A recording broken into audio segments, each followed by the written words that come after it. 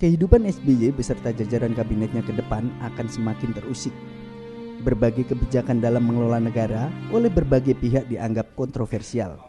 Kebijakan energi, kebijakan pangan dan kebijakan ekonomi diyakini pro dengan neoliberalisme. Serta berbagai masalah hukum yang menjerat orang-orang di sekitar SBY menjadikan citra kabinet terakhir SBY ini semakin buruk. Ketidakadilan, kasus korupsi, dan kelangkaan beberapa bahan pangan menghiasi hampir semua media di Indonesia. Lambat laun, informasi ini tertanam di mindset rakyat Indonesia sehingga rakyat mulai mempertanyakan kredibilitas presiden pertama yang dipilih secara langsung ini.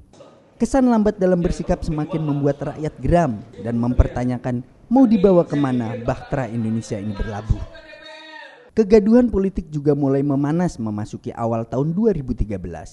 Politisi, tokoh demokrasi, akademisi, tokoh pergerakan mulai meramaikan jagat pentas yang mengatasnamakan demokrasi, mengatasnamakan rakyat Indonesia, mengatasnamakan keadilan, menggelar diskusi, demonstrasi, dan deklarasi untuk menghujat berbagai kebijakan pemerintah yang dianggap tidak pro rakyat ini.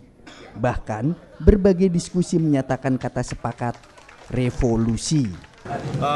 Dari konsep kami sih kepemimpinan Indonesia ini kita harus keluar dulu dari demokrasi yang sesat itu, kemudian harus dibentuk pemerintahan transisi.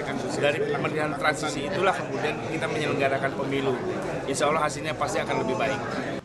Itu yang harus membedakan pemimpin antara pencitraan versus model pemimpin pencerdasan. SBY satu, dialah produk dari potret pemimpin yang penuh dengan pengiklanan itu. Dialah produk dari pencitraan itu. Tapi kalau melihat potensi watak revolusioner radikal anarkisnya manusia dan bangsa Indonesia, maka sesungguhnya sangat tinggi kemungkinan untuk revolusi dalam waktu. Anggota DPR yang mewakili partai politik itu di parlemen itu berlomba-lomba menjadikan jabatan itu untuk merampok seluruh kekayaan negara itu. Akhirnya tanpa disadari kita ini menjadi negara yang lemah, tidak dapat maksimal, sehingga sumber-sumber daya alam kita itu lebih banyak dinikmati oleh bangsa lain daripada bangsa sendiri. Kalau saatnya tiba, ya dalam waktu yang dekat ini, rakyat akan mengambil alih. Ya, saya akan di depan. Pemerintahan yang dibangun lewat politik pencitraan sudah melewati masa keemasannya dan pencitraanlah yang akan meruntuhkan kerajaan citra. Untuk segera berganti wangsa yang akan diisi orang-orang yang sekarang sedang mencari citra.